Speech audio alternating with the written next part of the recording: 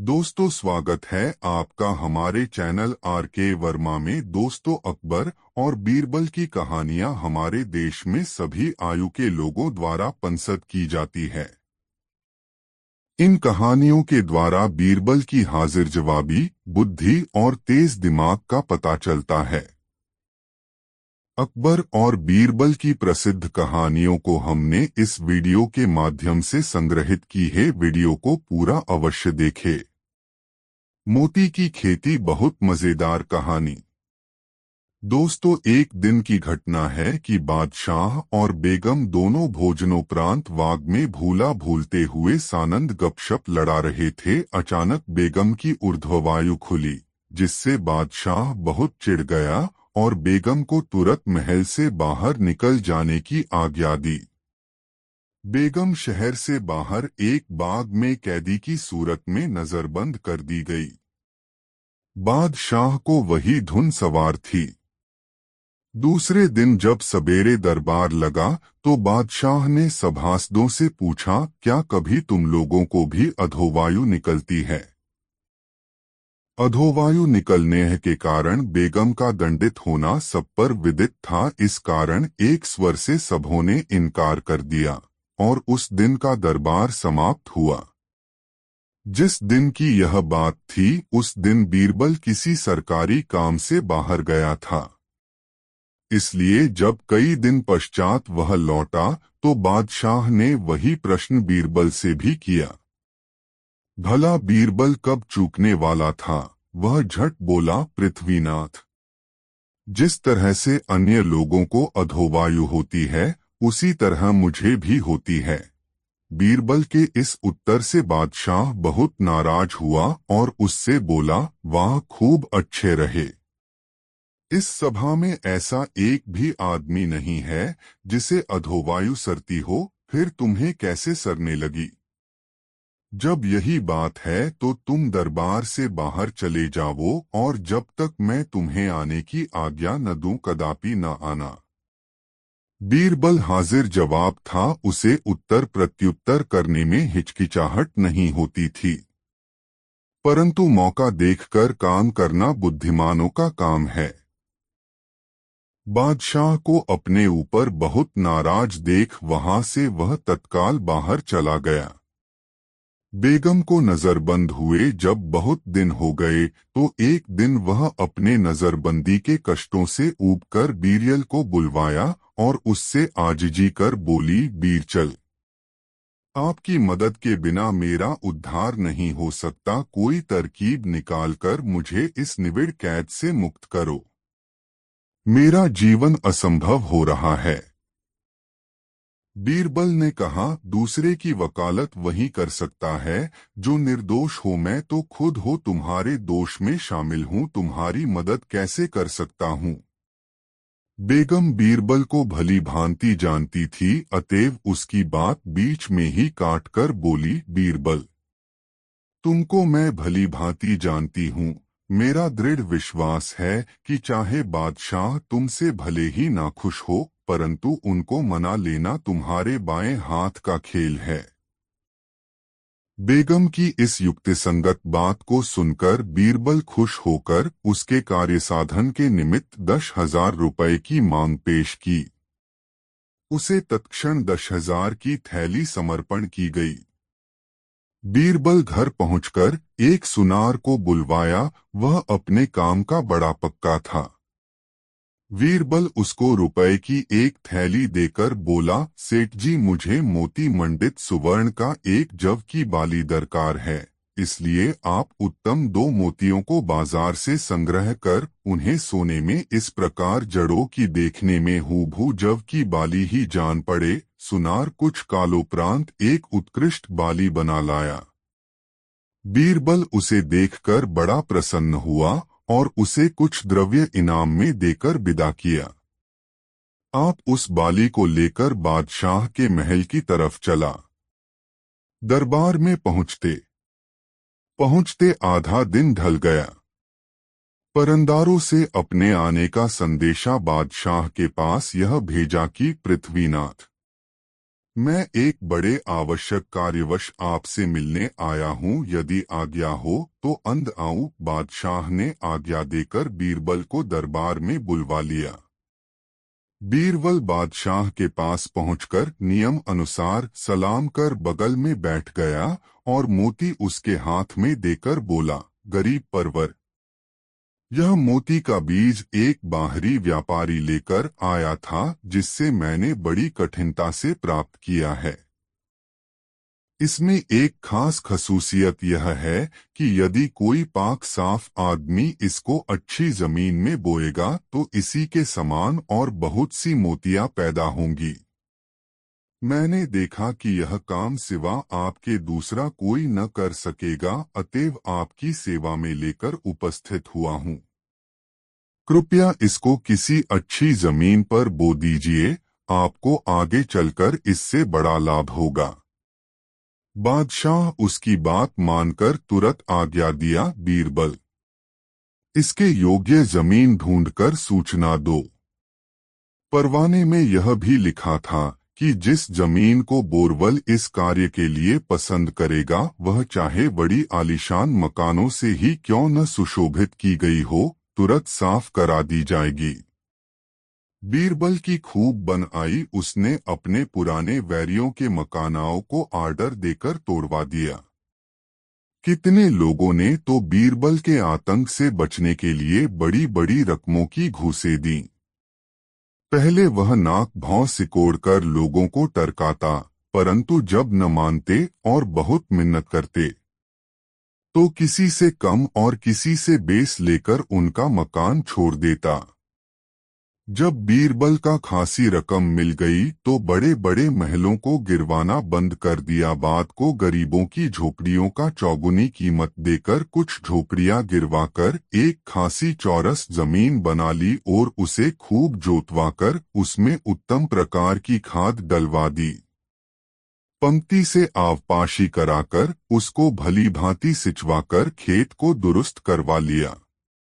जब बीज बोने के काबिल खेत तैयार हुआ, तब बीरबल ने एक दूत द्वारा बादशाह के पास खबर भेजी, पृथ्वीनाथ, आपका खेत तैयार हो गया है, अब आप सभासदों के सहित पधार कर खेत का मुलाहिजा फरमावें।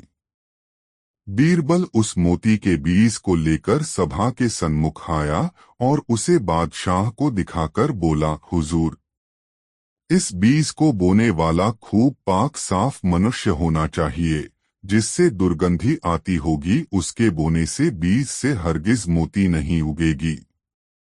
इसलिए जिसके शरीर से कभी वायु न सरती हो, बहो इसको बोए। आपके दरबार में तो ऐसों की कमी भी नहीं है। किसी एक को आज्ञा दीजिए कि जो इस काम को प्रसन्नता पूर्वक करे। बादशाह ने एक एक कर अपने सभी उपस्थित सभासदों से पूछा, परंतु कोई बीज बोने के लिए हामी न हुआ। लगभग हजारों की संख्या में लोग उपस्थित थे, पर सबों ने नहीं कर दिया। कारण कि यदि कोई यह कहकर कि मुझे हवा नहीं सरती, मोती बोने का साहस करता और कहीं बाद में मोती न उगती तो उसकी गर्दन मारी जाती। तब बादशाह ने बीरबल को बीज बोने के लिए कहा। बीरबल बोला, पृथ्वीनाथ, यह तो मैं आपसे पहले ही कह चुका हूँ कि मुझको वायु सरती है। आपके सामने बहुतेरे लोगों ने इस बात की साक्षी दी है कि उनको वायु नहीं सरती, तो बड़े अफसोस की बात है कि बीज बोने के लिए कोई तैयार क्यों नहीं होता। श्रीमान को भी वायु नहीं सरती, अतएव अब इस काम को स्वयं आप ही करें तो कितना उत्तम हो। बादशाह बीरबल के प्रस्ताव को यह कहते हुए अस्वीकार कर दिया कि मुझे भी तो वायु सरती है। इस संसार में ऐसा एक भी मनुष्य न निकलेगा जिसे वायु न सरती हो। तब बीरबल ने मौका देखकर कहा, पृथ्वीनाथ, जब यही बात है तो बेगम और मैंने ऐसा कौन सा अपराध किया था जिसके लिए हम दंडित किए गए। बीरबल की इस युक्ति से बादशाह का गुस्सा शांत हो गया और बेगम को महल में बुलवाने की आज्ञा दी। बीरबल भी दीवान पद पर नियुक्त किया गया। दोस्तों, ये कहानी आपको कैसी लगी कमेंट में जरूर बताएं और यह वीडियो अपने मित्रों को जरूर शेयर कर दे। दो घी का व्यवसाय, नई मजेदार कहानी। दिल्ली नगर व्यापारों का केंद्र था, इसलिए वहां बहुतेरे व्यापारी बसते थे। घी के दो व्यापारियों में कुछ अनबन हो गई, इसलिए उनमें का एक व्यापारी बादशाह के पास पहुंचकर बोला, पृथ्वीनाथ, अमुक व्यापारी मुझसे 1000 रुपया कर्ज लेकर अब देने से हीला हवाली करता है। उसकी नीयत रुपए देने की नहीं है। बादशाह न्याय के लिए उसका अर्जी दावा बीरबल के पास भेज दिया। बीरबल उसे पढ़कर दूसरे व्यापारी को तलब किया। जब वह आया तो पहले व्यापारी का अभिशाप पढ़कर सुनाया। तब वह व्यापारी बोला, हुजूर को मालूम हो कि हम दोनों एक ही चीज के व्यापारी हैं, इससे व्यापारिक प्रतिद्वंदिता के कारण वह मुझसे बुरा मानता है और मेरे व्यापार में धक्का पहुंचाने की नीयत से आपके पास झूठा अर्जी दावा लेकर आया है। इसकी जांच कराने पर आपको स्वयं झूठ सच का पता चल जाएगा। इस संबंध में मैं और कुछ कहना नहीं बाहता। बीरबल ने उसकी बात मानकर उसको घर जाने की मोहलत दी। फिर पहले व्यापारी को बुलाकर बोला, इस मामले में आपको अभी खामोश रहना पड़ेगा, समय पाकर मैं इसका उचित न्याय करूंगा। अभी आप इस ढंग से रहे मानो कुछ हुआ ही नहीं है। वह बीरबल की बात मानने को लाचार था, चुपचाप अपने घर चला गया। व्यापारियों के झगड़े का न्याय करना बीरबल को याद रहता। सोचते दो एक दिन उसे एक नई युक्ति सूझी। बाजार से 4 घी से भरे कुप्पे मंगवाए गए, जिनमें कुछ अपना अलग 2 निशान बनाकर 2 खोस कुप्पों में एक एक मोहरे डाल दी। फिर दोनों व्यापारियों को बुलवाकर बोला, देखो यह 4 घी के कुप्पे मेरे पास बहुत दिनों से पड़े हुए हैं, अब इनके नष्ट होने का भय है। तुम दोनों इसमें से एक एक कुप्पा अपने साथ ले जाओ, बाकी 2 कुप्पे मैं दूसरे व्यापारियों के हाथ बेच दूंगा। कुप्पों को बाजार में उचित दाम पर बेचकर जो मिले उसमें से अपना नफा निकाल शेष मूल्य मेरे हवाले करना। वादी तो कुछ इतराज न किया, परंतु दूसरा व्यापारी यानी प्रतिवादी बोला, दीवान जी, इतने शोरे घो के लिए 4 व्यापारियों का क्या काम है, आप एक ही को चारों सुपुर्द कर दें। वह बेचकर सबका मूल्य एक मुश्त अदा कर देगा। बीरबल ने जवाब दिया, नहीं, ऐसा नहीं हो सकता, हमारे लिए सभी समान हैं और हमें सबका ध्यान है। तुम एक एक कुप्पे अपने साथ ले जाओ, बाकी मैं दूसरों के हवाले करूंगा। बीरबल उन दोनों को दोनों गुप्त निशान वाले कुप्पे देकर विदा किया। घी कुछ बिगड़ा हुआ था। व्यापारियों ने सोचा कि बिना तपाए इसका ऐब दूर न होगा, इसलिए पहले व्यापारी ने कुप्पे को तपाना शुरू किया। जब घी पिघल गया तो उसे एक बड़े कराह में छोड़कर खराया। जब उसके मर्जी के मुवाफिक घी एकदम तैयार हो गया और उससे सुगंधी आने लगी तो उसने फिर घी को उसी कुप्पे में भरना प्रारंभ किया। जब घी पेनी में पहुंचा तो किसी चीज के खड़कने की आवाज सुनाई पड़ी। उसे बाहर निकाल कर देखा तो वह अकवरी मुहर थी। व्यापारी मने में सोचने लगा, यह मुहर बीरबल की है, भूल से इसमें आ पड़ी है। उसकी वस्तु उसी को देना मुनासिब है। व्यापारी मुहर को लेकर बीरबल के पास पहुंचा और उसकी मुहर उसे देकर अपने घर लौट आया। बीरबल मुहर पाकर सोचने लगा, यह व्यापारी सच्चा है। दूसरे व्यापारी के कुप्पे से भी उसी प्रकार मुहर निकली, परंतु उस लालची को सोना देखकर लोभ समा गया। उसे अपने जेठे पुत्र को देकर बोला, इसको यत्न से अपने पास रखो, जरूरत पड़ने पर मुझे लौटा देना। इधर जो दो कुप्पे बिना असरफी के थे, दूसरे दो व्यापारियों को देकर बीरबल बोला, इसे बेचकर चौथे दिन सबके साथ मूल्य लेकर हाजिर होना। इस प्रकार यत्र तत्र कुप्पों को बेचने और धन संग्रह करने में चारों व्यापारी जा लगे। जब रुपया जमा करने की निश्चित तिथि आई तो वे सब बिक्री के रुपए लेकर बीरबल के पास आए।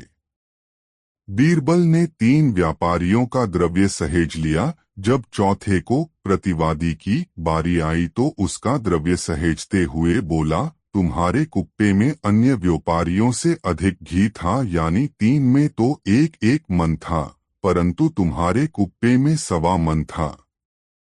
बीरबल की यह बात सुनकर प्रतिवादी घबरा गया और बोला, हुजूर क्या कह रहे हैं, मेरे कुप्पे में भी 1 ही मन था। गरमाते और तौलते समय उस जगह मेरे घर के और प्राणी भी मौजूद थे। आपको विश्वास न हो तो उनको बुलवाकर जांच कर लें। घी की वजन सबके सामने की गई थी। बीरबल अपने एक सेवक के कान में कुछ समझाकर बोला, तू उसके लड़के से जाकर कहो कि तुम्हारा बाप कुप्पे से निकली अशर्फी को तुरंत मांग रहा है। तू उसे अभी लेकर मेरे साथ चल। वह कर्मचारी जाकर व्यापारी के लड़के से बोला, तेरा पिता बादशाह की सभा में बैठा है, घी के कुप्पे से निकली अशर्फी लेकर तुझे बुलाया है।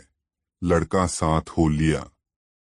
अपने पुत्र को एकाएक दरबार में उपस्थित देख व्यापारी चिंताग्रस्त हुआ, परंतु विवश था। बीरबल के सामने उससे कुछ कह भी नहीं सकता था। बीरबल ने लड़के से पूछा, क्या तुम मुहर लेकर आए हो? जी हाँ, कहता हुआ लड़का पिता के सामने ही मुहर को बीरबल के हवाले किया। बीरबल ने कहा, वाह क्या खूब, यह तो एक ही मुहर है और तुम्हारा पिता बतलाता था कि उस घी के कुप्पे से इसी तरह की 4 मुहरें निकली हैं। लड़का बाप की तरफ देखकर बोला, पिताजी 4 मुहरें कब निकली थीं? आपने तो मुझको यही एक मुहर दिया था न? पिता इशारे से पुत्र को दबाते हुए बोला, भला यह तू क्या कहता है? कुप्पे से कब मुहर निकली थी? लड़का बेचारा भला अपने बाप की मंशा क्या जानता था। वह विनम्रतापूर्वक उत्तर दिया, क्यों पिताजी? जब घी का कुप्पा तपाया जा रहा था तो उसमें से एक ही अशर्फी निकाली थी न? बाप बोला, लोग अपने ही से हारते हैं। फिर गुस्सा मन में मारकर कहा, तू इतना बड़ा हुआ परंतु अभी तक तुझ में किसी बात की समझ न आई। भला तू मेरे व्यापार को कैसे कायम रखेगा? इसी तरह बाप बेटों में कुछ देर तक गपड़चौथ होती रही। तब बीरबल बोला, यह तुम्हारा घरू चरखा फिर चलता रहेगा। अब साफ 2 बयान करो कि तुम्हें मुद्दई का रुपया देना मंजूर है व नहीं। बीरबल की बात का मुद्दालेह ने कुछ उत्तर नहीं दिया। तब भीतर से चिढ़कर वह बोला, तू अब पट्टी पढ़ाकर मुझे धोखा नहीं दे सकता। जब एक मुहर के लिए ईमान छोड़ रहा है तो भला 500 को गठरी कब न ददवाना चाहेगा। बीरबल तो इतना कह गया, परंतु व्यापारी को जूं तक न रेंगी। इसकी धृष्टता देखकर बीरबल एकदम खिझला गया और एक सिपाही को तुरंत आज्ञा दी, इस झूठे को अभी 100 कोड़े लगात्रो। सिपाही कोड़ा लेकर मारने को उद्यत हुआ। इस बोत्र व्यापारी का लड़का फिर बोल उठा, वाह पिताजी, अभी उस दिन तो आप स्वयं कह रहे थे कि इस महाजन का मुझे 500 का ऋण चुकाना है, परंतु चिंता की कोई बात नहीं है। इस समय रुपए मेरे पास मौजूद हैं, किसी दिन चुका दूंगा। तब आप उन रुपयों को इसे क्यों नहीं दे देते? लड़के को सभ्यता देखकर बाप ने हार मान ली और बीरबल के सामने उन रुपयों को चुका देना स्वीकार किया। किसी ने सत्य कहा है, मार के आगे भूत भागता है। न 100 कोड़े की नौबत आती न रुपया बरामद होता। बीरबल ने तत्क्षण मुद्दई के रुपयों को दिलवा दिया और प्रतिवादी मुद्दालेह को सजा देकर रुपया मारने के अपराध में जेल भेज दिया। मुद्दई अपना धन पाकर बड़ा हर्षित हुआ और बीरबल के न्याय की भूरी भूरी प्रशंसा करने लगा। फिर बीरबल अन्य व्यापारियों को चिताकर बोला, यहाँ पर आप लोग अधिकतर व्यापारी ही उपस्थित हैं। सबको उचित है कि ईमानदारी का सौदा करें। बेईमानी करने के पहले तो भला मालूम होता है, परंतु उसका परिणाम बुरा निकलता है। यह लड़का अभी तक बड़ा ईमानदार है। यदि इसको बुरों की सुहबत न होगी और बाप का असर न आएगा तो आगे चलकर इसका व्यापार तरक्की पर रहेगा। फिर लड़के को चिताकर उसे सदैव सच बोलने की शिक्षा देकर विदा किया। अन्य तीनों व्यापारी भी बीरबल की आज्ञा पाकर घर लौट गए। दोस्तों, इस वीडियो को एक लाइक जरूर कर दे। 3 सिर के बाल मुड़वा दूंगा नई कहानी।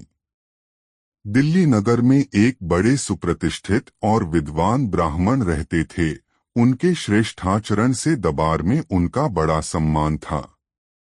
पंडित जी का स्वभाव था कि वे बिना समझे बूझे किसी कार्य में हाथ नहीं डालते थे और जिस बात को मुख से एक बार कह देते उसको प्राणपण से पालन करते थे।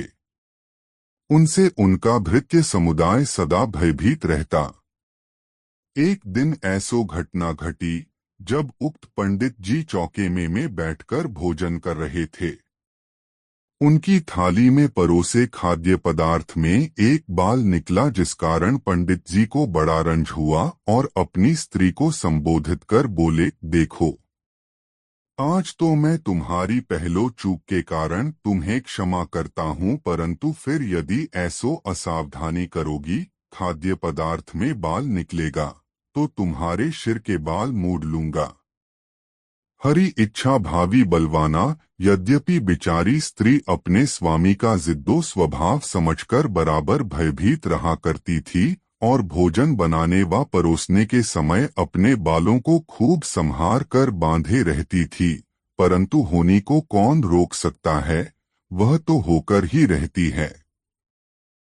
कुछ दिनों एक दिन जब युक्त पंडित जी फिर भोजन करने बैठे तो उनकी खाद्य सामग्री में एक बाल निकला। पंडित जी बहुत नाराज हुए और अपने स्त्री का बाल मुड़ा देने के लिए नाई को बुलवाया।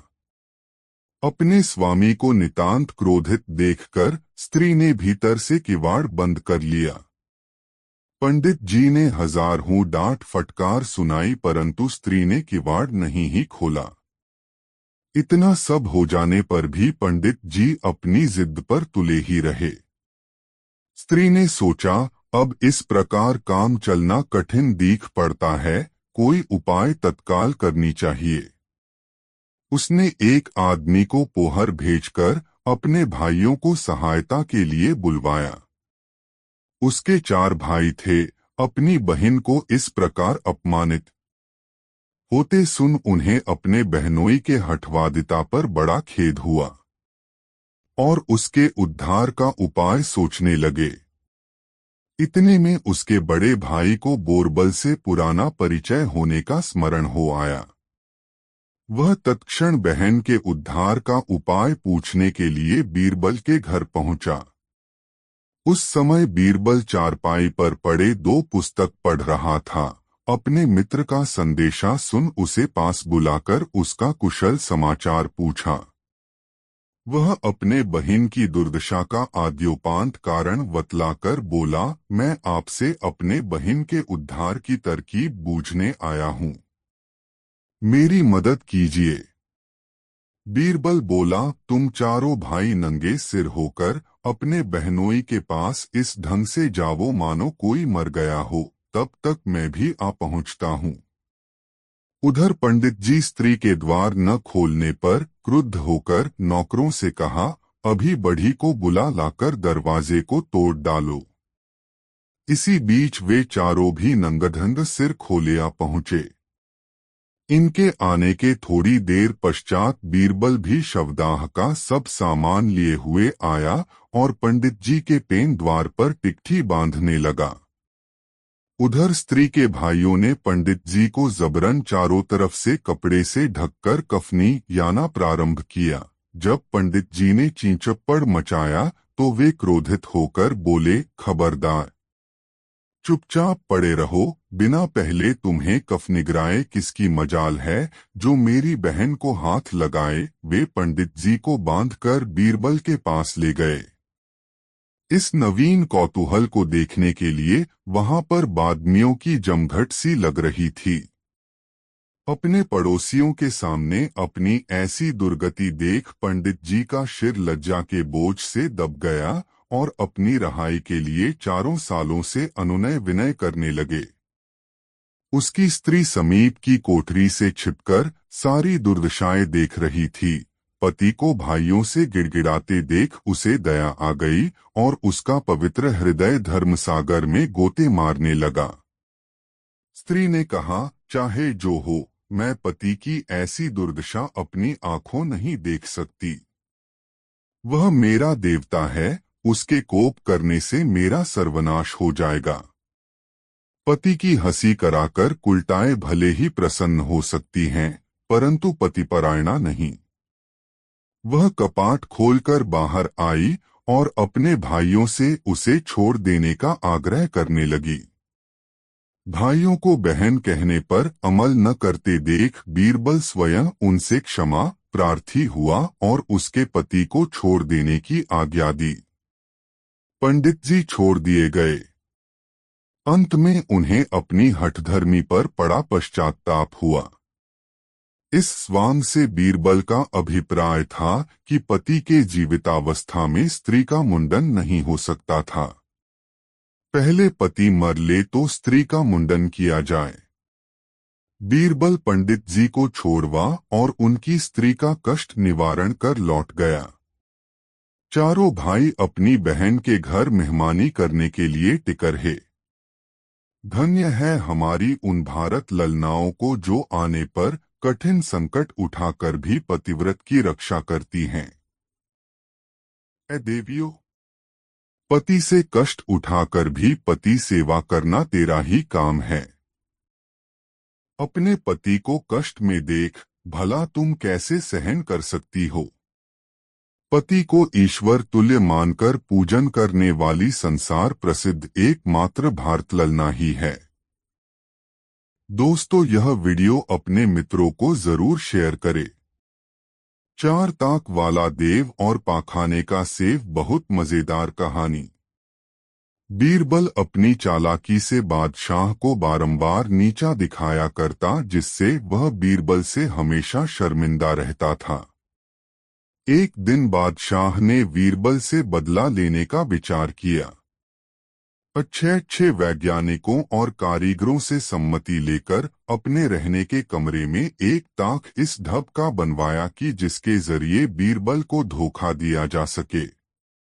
उसमें कोई ऐसी वैज्ञानिक वस्तु लगा दी गई थी कि जिस पर हाथ रखते ही उससे चिपक जाता था।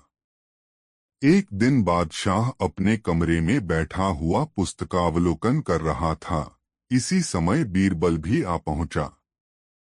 बादशाह बीरबल को देखकर मन में बड़ा प्रसन्न हुआ। प्रगट में बोला, बीरबल, जरा उस ताक पर का सेव तो लेते आना, उसके लिए मैं बड़ी देर से इंतजार कर रहा हूँ। सेव पहले से इसी अभिप्राय से रखा गया था, जिससे बीरबल का हाथ आसानी से उस वैज्ञानिक ताक में फंसाया जा सके। संदेह हो जाने पर बीरबल हाथ में आने वाला असामी नहीं था। आज्ञा पालन कर बीरबल सेव लेने के अभिप्राय से ताक पर अपना हाथ बढ़ाया। सेव पर पहुंचने से पहले ही उसका दाहिना हाथ उस ताक से चिपक गया। तब बीरबल ने अपना दूसरा हाथ पहले हाथ को छुड़ाने के अभिप्राय से लगाया। वह भी उसी में फंस गया। बीरबल बहुत घबराया और मारे लज्जा के उसका सिर नीचा हो गया। बादशाह ने विचार किया कि बीरबल अभी तक नहीं आया, ताक में फंसकर घबराता होगा, इसलिए उसे छुड़ाना चाहिए। वह टहलता हुआ उसके पास गया और बीरबल को ताक में फंसा हुआ देखकर बोला, क्या खूब! मेरी चीजें बराबर चोरी जाया करती थीं, परंतु मुझे चोर का पता नहीं चलता था। आज सौभाग्यवश चोर की गिरफ्तारी हो गई है। जाओ बीरबल, तुम्हारा यह पहला कसूर समझकर माफी देता हूँ, लेकिन फिर कभी ऐसा काम न करना। बीरबल इस घटना से बड़ा लज्जित हुआ और उसके मुख से कोई जवाब न निकला। तब बादशाह ने अपने राजगीरों को आज्ञा देकर उसका हाथ छुड़वा दिया। अब बीरबल को छिपाने के लिए बादशाह को सच्चा मशाला मिल गया। वह बार बार उसका याद दिलाकर बीरबल को नीचा दिखाता और बेचारा बीरबल चुप रह जाता। एक दिन बीरबल ज्यों ही दरबार में आया त्यों ही बादशाह ने उससे छेड़खानी की। क्यों बीरबल? वह ताक का सेव कहाँ है? बीरबल फिर भी कुछ उत्तर न दिया। बादशाह को इसमें बड़ा आनंद आता और वह नित्य किसी न किसी समय ताक वाला सेब कहकर बीरबल को लजवाता। बेचारा बीरबल चुप रह जाता। जब उसके नाकोदम आ गया तो बादशाह के छिपाने की तरकीब सोचने लगा। एक दिन बीरबल ने तीर्थ यात्रा का बहाना कर बादशाह से 2 मास की छुट्टी ली। उसकी छुट्टी मंजूर हो गई। बीरबल घर पहुंचकर एक नया ढोंग रचकर अपना वेश परिवर्तन कर साधु का स्वरूप धारण किया। इस प्रकार खूब बंठन कर थोड़ी रात गए घर से बाहर निकला और रातों रात उस जंगल में जा पहुंचा जहां बादशाह शिकार खेलने जाया करता था। एक सघन झाड़ी के अंदर आराम से पड़ रहा। दैवात संध्या काल में बादशाह भी शिकार खेलने गया। एक हिरन चौकड़ी भरता हुआ उसके आगे आया। बादशाह ने अपना घोड़ा हिरन के पीछे डाल दिया। वह इतनी तेजी से भागा कि उसके सब साथी पिछड़ गए। अंत में हिरन एक घने जंगल में पहुंचकर आंख से ओझल हो गया। कोई आगे पीछे नहीं दिख पड़ता था। बादशाह बहुत घबराया क्योंकि उसे जंगल से बाहर निकलने का कोई रास्ता नहीं मालूम था। दैवात बादशाह को जोर से टट्टी लगी। वह घोड़े को एक पेड़ से बांधकर घनी झाड़ियों की तरफ गया और पाखाने फिरने लगा। एक भयानक भेषधारी राक्षस रूप, काला भुषुंड, बाल बढ़ाए, बड़े बड़े दांत आगे को निकाले विहंगम डीडौल का दिखलाई पड़ा। वह डांकता कूदता तथा उछलता हुआ दहाड़ने लगा। थोड़ी देर बाद वह बादशाह के समीप आ पहुंचा और अपनी तेज आंखों से घूर कर बोला, तू बड़ा प्रजापीड़न करता है, अतएव आकर मेरा भक्ष बन। उसका इतना कहना था कि बादशाह एकदम भयकातर हो गया और कांपता हुआ उस देव से बोला, हे देव, मैं आपके सामने प्रतिज्ञा करता हूँ कि आज से फिर प्रजा को कभी न सताऊंगा। आप कृपा कर मुझे जीता जागता छोड़ दीजिए। तब उस देव से अधिक कुछ करते न बना और बादशाह से कहा, अब तेरे प्राण बचने का एकमात्र यही साधन है कि तू मेरे जूतों को अपने सिर पर रखकर एक फरलांग मेरे साथ चले। अन्य कोई उपाय मेरे पास नहीं है। यदि जान बचाना चाहता है ता आगे आ। मरता क्या न करता। बेचारा बादशाह उसकी लाल पीली आंखें देखकर थरथर कांप रहा था। दरवश उसके प्रस्ताव को स्वीकार किया। बादशाह को जूता ढोने पर उद्यत देख विशालकाय दैत्य को दया आ गई और उसे बिना किसी प्रकार का दंड दिए ही छोड़ दिया। बादशाह नगर को चला गया। बीरबल की छुट्टी पूरी हो चुकी थी, अतएव अपनी ड्यूटी पर हाजिर होने का निश्चय कर वह अपने घर आया। जब बादशाह को विदित हुआ कि बीरबल तीर्थाटन कर लौट आया है तो एक दूत उसे बुलाने को भेजा। बीरबल बादशाह के बुलावे पर तुरंत दरबार में हाजिर हुआ और अदब से सलाम कर अपनी जगह पर जा बैठा। बादशाह को अब भी पहली बात की ढक सवार थी। वह बोला, बीरबल ताक पर का सेव। बीरबल ने उत्तर दिया, जी हुजूर पाखाने वाला देव। बीरबल के इस उत्तर से बादशाह की आंखें खुल गई और वह अपने किए पर शर्मिंदा हुआ। उसी दिन से सवाल का जवाब पाकर फिर उसने बीरबल से सेव की बात कभी न छेड़ी। कालांतर में उसे विदित हो गया कि जंगल वाला देव और कोई न था बल्कि वह बोरबल की होकरतूत थी। अतएव देव का भ्रम जो उसके हृदय में समा गया था वह क्रमशः जाता रहा और दिन सानंद बीतने लगे।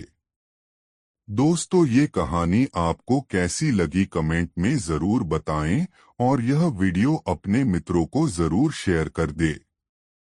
5 मट्टी चूस का द्रव्य नई मजेदार कहानी। दिल्ली नगर एक बड़ा शहर है, उसमें सभी श्रेणी के मनुष्य निवास करते हैं। इसी शहर में एक अति दोन मनुष्य भी रहता था। यह बड़ा कंजूस था। कंजूसी के कारण धीरे दो इसके पास बहुतेरी मुहरें इकट्ठी हो गई।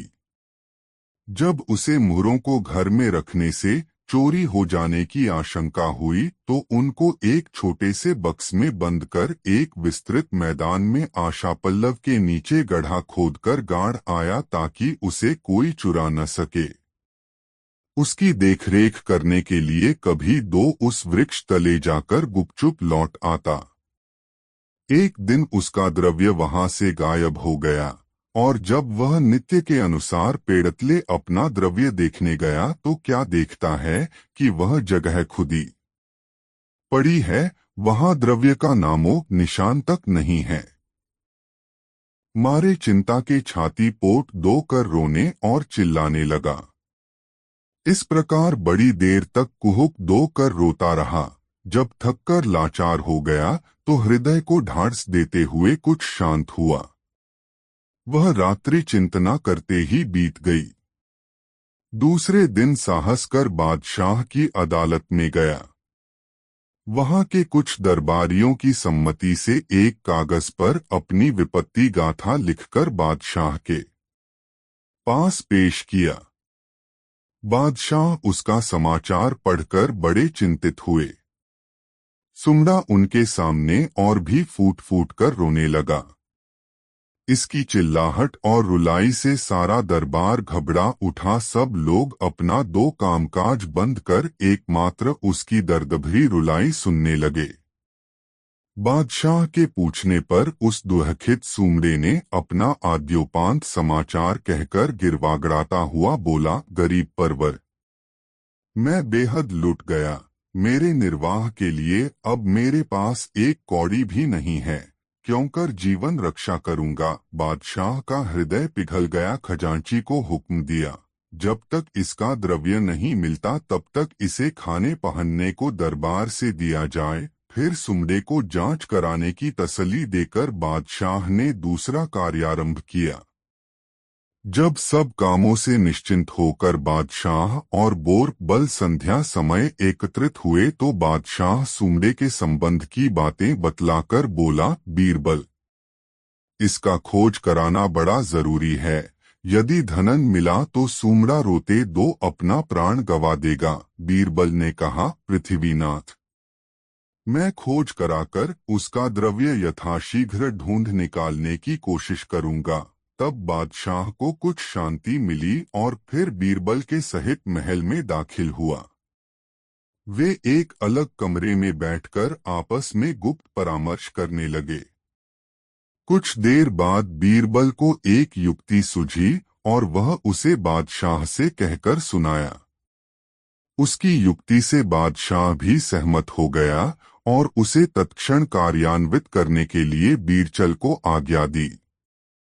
बीरबल का कार्यारंभ हुआ। वह बहुतेरे वैद्य हकीमों को बुलावा भेजा।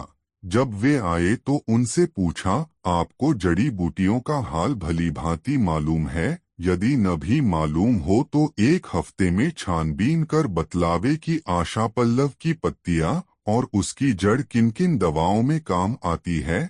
बीरबल की आज्ञा मानकर सब वैद्य लौट गए और घर पहुंचकर उसके अनुसंधान में यथाशक्य कोशिश करने लगे। जब सप्ताह का अंतिम दिन आया तो अपनी अपनी सम्मति देने के लिए दरबार में उपस्थित हुए। सबों ने अपनी खोज का पृथक दो वर्णन किया।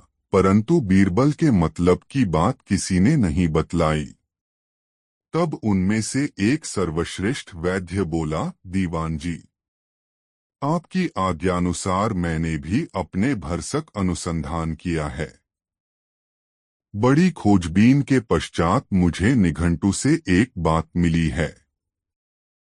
सुश्रुत और निघंटु में लिखा है कि आशापल्लव के पत्ते का चूर्ण बनाकर देने से पीलिया रोग वाले को तत्काल आरोग्य लाभ होता है और जलंधर वाले रोगी को इसकी जड़ की धूनी देने से जलंधर का रोग जड़ से जाता रहता है।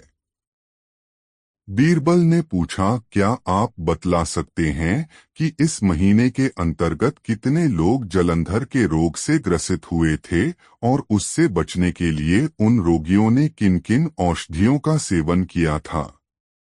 इसका ठीक 2 अनुसंधान कर आप लोग पुनः 1 हफ्ते के बाद मुझसे मिलें और सारी बातों का पूरा 2 रिपोर्ट दें। वैद्यों ने घर पहुंचकर हर प्रकार से खोजबीन कर 8वें दिन फिर दरबार में उपस्थित हुए। एक वैद्य ने कहा, पृथ्वी नाथ, इस मास में केवल 4 रोगियों की दवा की गई थी, जिसमें एक रोगी को आशापल्लव के जड़ की धूनी से आरोग्य लाभ हुआ था। तब बीरबल ने पुनः प्रश्न किया, अच्छी बात है, अब बतलावो कि इसकी जड़ तुम लोग कहाँ से लाए थे। ध्यान रहे कि झूठ बोलने वाले को कठिन दंड दिया जाएगा। बीरबल की ऐसी सख्ती देखकर बेचारे वैद्यों के रोंगटे खड़े हो गए। उनमें से एक जो आशापल्लव के जड़ का इस्तेमाल किए था, डरकर बोला, महाशय जी, मेरा नौकर उसको जंगल से खोद लाया था, मेरा अपराध क्षमा किया जाए, आगे फिर ऐसा न करूंगा। बीरबल बोला, पहले उस नौकर को उपस्थित करो, फिर जैसा होगा उस पर आगे विचार किया जाएगा। वैद्य ने उसका पता ठिकाना बतला दिया। तब एक अर्दली को भेजकर उसे बुलवाया गया। नौकर तुरंत हाजिर हुआ। बीरबल ने पूछा, क्या तू आशापल्लव के वृक्ष को पहचानता है? नौकर ने उत्तर दिया, बेशक, गरीब परवर उसे मैं बखूबी पहचानता हूँ। बीरबल, किसी दिन तू वैद्य की आज्ञा से उसका मूल खोद कर लाया था। अकबर बीरबल विनोद। नौकर, हाँ पृथ्वीनाथ, लाया था। बीरबल भ्रिकुटी चढ़ाकर बोला, क्या उस पेड़ के नीचे गड़ी अशर्फियों को तू ही खोद लाया है? बेहतरी चाहता है तो उन्हें जल्द लाकर उपस्थित कर, नहीं तो अभी तेरी चमड़ी उखाड़ ली जाएगी। नौकर बीरबल की धमकियों में आकर घबरा गया और कांपता हुआ बोला, पृथ्वीनाथ, मेरा अपराध क्षमा किया जाए तो मैं उन अशर्फियों को आपके सामने ला धरूं। बीरबल ने उसे अभयदान दिया। वह अपने घर जाकर सारी अशर्फियां उठा लाया। बीरबल अशर्फियों को देखकर भीतर भीतर बड़ा प्रसन्न हुआ और उन अशर्फियों को मट्टी चूस के हवाले कर विदा किया। बेचारे वैद्य छोड़ दिए गए। दोस्तों, ये कहानी आपको कैसी लगी कमेंट में जरूर बताएं। 6 यकीन शाह पीर बहुत मजेदार कहानी। आज बादशाह अपनी वर्षगांठ मना रहा था। दूर दूर के लोग इस उत्सव में अपना 2 तोहफा लेकर आए हुए थे। एल चियो की तो मानो भरमार हो रही थी। जो आता अपनी नजर गुजार कर किसी रिक्त स्थान पर बैठ जाता। दरबारी लोग अपने 2 आसनों पर मूर्तिमान बैठे हुए थे। शामियाने के अंदर वेश्याओं का गान और वाद्य भी साथ ही साथ होता जा रहा था। बादशाह अपने दरबार की सजावट देखकर बड़ा प्रसन्न हुआ, क्योंकि उसे अपने दरबारियों की बुद्धि और कला विशेषता पर बड़ा गर्व था। उसका ख्याल था कि उसके मंत्री के समान बुद्धिमान कहीं दुनिया के पढ़े में दूसरा मंत्री नहीं है। बादशाह के दरबार में फकीर और मौलवियों का जमघट लगा हुआ था, क्योंकि आज उसने हजारों फकीर जिमाए थे और बहुतेरों को मुंह मांगा दान दिया था। इसी समय बादशाह का सबसे बड़ा पीर आया। बादशाह ने भी पीर साहब की बड़ी आव भगत की और उन्हें सर्वोत्तम पदार्थ भेंट में दिया। हर तरफ प्रसन्नता का साम्राज्य था, जिधर देखो उधर लोग बादशाह को दुआ देते सुनाई पड़ते थे। इस नजारे को देखकर बीरबल हंस पड़ा। उसकी हंसी से बादशाह को नाराजगी तो नहीं हुई, परंतु वह कुछ क्षुब्ध सा अवश्य हो गया। जब सब लोग चले गए तो बादशाह ने बीरबल से पूछा, क्यों बीरबल बतला सकते हो कि पीर बड़ा होता है व यकीन? बीरबल ने उत्तर दिया, पृथ्वीनाथ, यकीन बड़ा होता है। बादशाह ने बीरबल की बात काट दी और बोला, भला कभी पीर से बढ़कर यकीन भी हो सकता है? बिना पीर के हुए विश्वास कैसे होगा? बीरबल ने कहा, नहीं शहंशाह, यकीन ही पीर से बड़ा है। बादशाह उसके इस उत्तर से कुछ झल्लाकर कहा, बीरबल यह तू क्या कहता है? कहीं पीर की मानता करने से वह नाखुश होता है? बीरबल बोला, पीर पर विश्वास करने से फल मिलता है। हम हिंदू मूर्ति का पूजन करते हैं, परंतु वह मूर्ति हमें फल नहीं देती, बल्कि उस पर विश्वास करने से हमें देवताओं द्वारा फल मिलता है। बादशाह को बीरबल के ऐसे उत्तर से संतोष नहीं हुआ। तदर्थ क्रोधित होकर बीरबल से कहा, तुमको प्रमाणों द्वारा सिद्ध कर दिखाना होगा कि पीर से आस्था बड़ी है। बीरबल बोला, मुझे स्वीकार है। बादशाह ने कहा, इसी वक्त सिद्ध कर दिखलाओ। बीरबल ने उत्तर दिया, पृथ्वीनाथ, यह काम इतना सरल नहीं है, इसके लिए अवकाश मिलना चाहिए। बादशाह बोला, अच्छा, तुझे इसके लिए 1 महीने की मुहलत दी जाती है, परंतु ध्यान रहे कि अगर इतने समय में सिद्ध न कर सकोगे तो तुम्हारी गर्दन उड़ा दो जाएगी। बीरबल ने कहा, मुझे स्वीकार है। उस दिन का काम समाप्त हुआ। बीरबल बराबर अपना कार्य पहले सा करने लगा। जब उसे मालूम हुआ कि अब बादशाह का दिल दूसरी बातों में बहल गया है, तो 4-5 दिनों का अंतर देकर बादशाह के पैर का एक पवाई जूता खुरा ले गया। वह उस जूते को शाल के टुकड़े में भली भांति ढककर नगर के बाहर एक एकांत जगह में छिपा कर रख आया। दूसरे दिन उसको एक कब्र के अंदर रख ऊपर से 3 पत्थरों को ऐसी विधि से रख दिया कि वह एक खासी कब्र बनकर तैयार हो गई। बाद को एक मुसलमान को नौकर रखकर उसका मुजावर बनाया।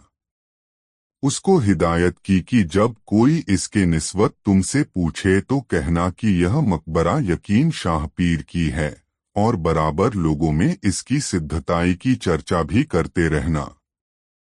मुजावर ने बीरबल की आज्ञानुसार उस मकबरे का यकीन शाह पीर के नाम से नया नया ढोग रचकर प्रचार करने लगा। धीरे धीरे यह बात सारे नगर में फैल गई। तमाम स्त्री पुरुष उस पर मानता मानने और चढ़ाने के लिए आने लगे। ईश्वर की कृपा से जंगल में मंगल हो गया। यह बात फैलते 1 दिन बादशाह के कान तक पहुंची। जैसा दुनिया का कायदा है, दरबारी लोग सुई की जगह फार से काम लिया। यानी बादशाह से यकीन शाह पीर की बड़ी सिद्धताई बखान की। कुछ लोगों ने तो बाद शाह से यहाँ तक बतलाया कि आपके बाल्यावस्था में आपके पिता हुमायूं